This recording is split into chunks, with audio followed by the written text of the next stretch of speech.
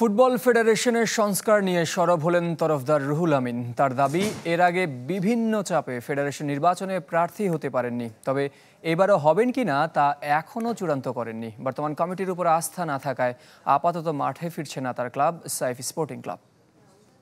বিশ্বমানের থার্মিক্স রড, সালাম স্টিল থার্মিক্স, দেশের একমাত্র থার্মিক্স রড। দেশের ফুটবল মাঠের চেয়ে এখন মাঠের বাইরের ইস্যুতে বেশি আলোচিত। আর নির্দিষ্ট করে বললে ফেডারেশনের সংস্কার।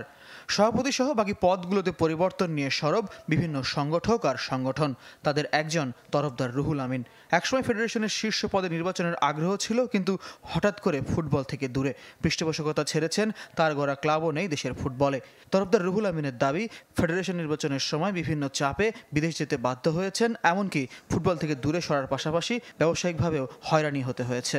আমরা আর্থিকভাবে, মানসিকভাবে, আমরা সামাজিকভাবে, আমরা ব্যবসায়িকভাবে ব্যাপক পর্যুদস্ত হয়ে গেছি। আমরা এই ফুটবলটা করতে চাই 2020-এ।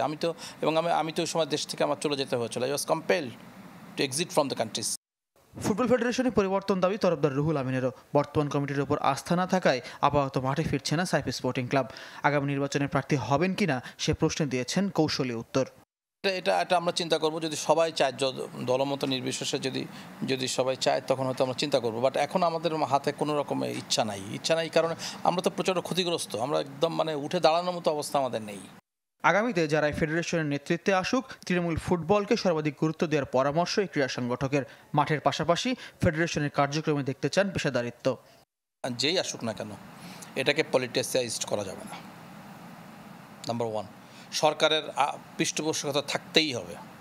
আর্থিক সহযোগিতা যদি গভর্নমেন্ট না দেয়, তাহলে ফুটবল ফেডারেশনে যাওয়ার কোনো যুক্তি নেই। পকেটের টাকা দিয়ে আর স্পন্সর টাকা দিয়ে ফুটবল চালা, যে আপনার যদি স্ট্রাকচার থাকতো, তাহলে আপনি স্পন্সর টাকা নিতে পারতেন বিভিন্নভাবে। আপনার তো স্ট্রাকচারই নাই। কাজী সালাউদ্দিন বিরোধী বিক্ষোভে তার পৃষ্ঠপোষকতার যে অভিযোগ উঠেছে তা অস্বীকার করেছেন তরফদার রুহুল আমিন। ফয়জুল ইসলাম, চ্যানেল 24, ঢাকা।